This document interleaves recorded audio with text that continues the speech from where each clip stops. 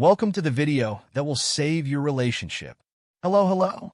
If you've ever found yourself in an argument with your partner and asked yourself, did I just screw up with what I said? This video is for you.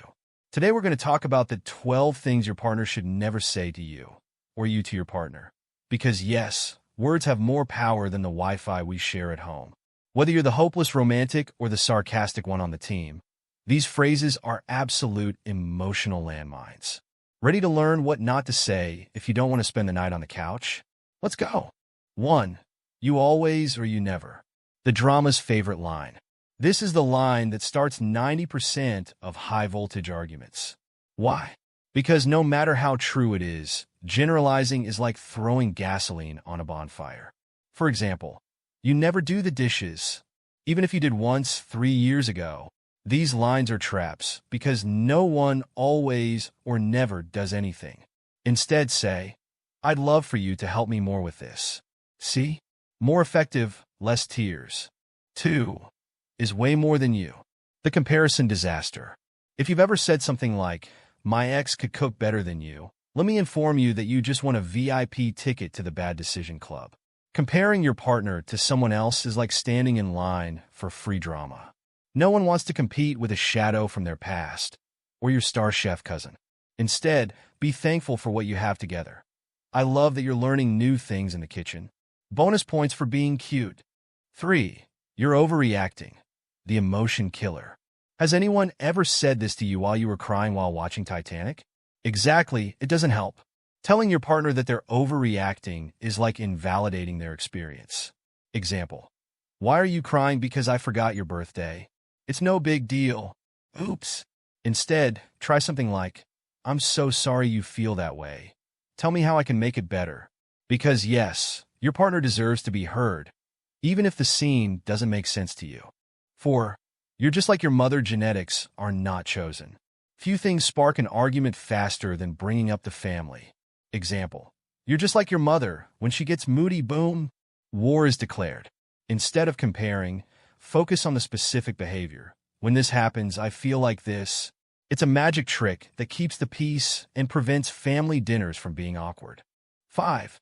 You should know how I feel. Mind reader failed. Who hasn't said this before? But spoiler, your partner isn't a mind reader. Saying something like, you should know that I'm upset about what you did is an unfair expectation. The solution is simpler than it sounds. Say it. Use words, not glares. Example. This made me feel this way, and I'd like to talk about it. Communication, friends. 6. I told you so. The queen of I told you so. Did your partner make a bad decision, and now they're facing the consequences? Sure, you want to remind them that you were right, but saying, I told you so is the worst way to prove it. It's like sticking an emotional knife into an open wound. Instead, offer support. I know this didn't go the way you hoped. How can I help you? Being a supportive partner is worth more than any victory in an argument. 7. I'm done. Ending without warning?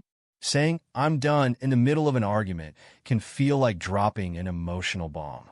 This phrase is final and can leave your partner feeling uncertain, especially if used as a tactic to win an argument. Instead of ending things abruptly, try something like, I need a moment to think, but I want to work this out with you.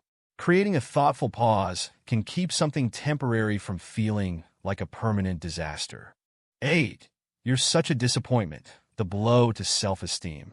Telling someone that they're a disappointment is like ripping away a piece of their confidence. These types of comments can make your partner doubt their worth, both in the relationship and outside of it. For example, I thought you'd be up to this, but I was wrong. No, and no. Instead, focus on the problem without attacking the person. This didn't go the way I expected, but we can make it better together. Supporting each other is key. 9. I regret being with you. The sharpest dagger.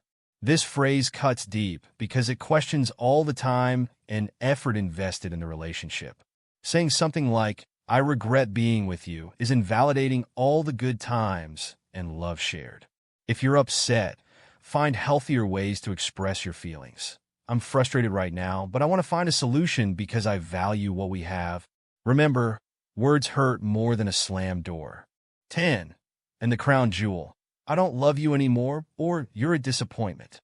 These are devastating phrases that can destroy someone's self-esteem instantly. Even if you're upset, avoid uttering such definitive words in the heat of the moment. Example: after a bad day, you blurt out, "I regret being with you." Fatal mistake. Take a moment to breathe and express yourself better. "I feel frustrated, but I know we can work through it." Because remember, relationships are built on love and patience, not resentment. 11. I don't want to talk to you. The wall of silence. While we all need space from time to time, saying, "I don't want to talk to you" as a definitive answer creates a barrier that can be hard to break. It's like hanging up the emotional phone on your partner.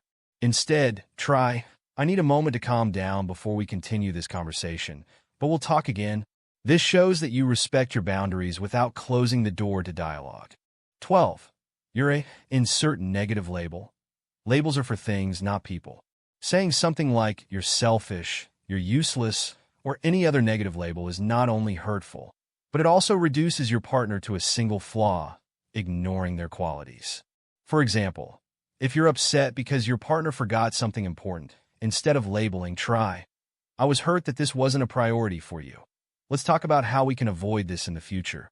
Build instead of tear down, always.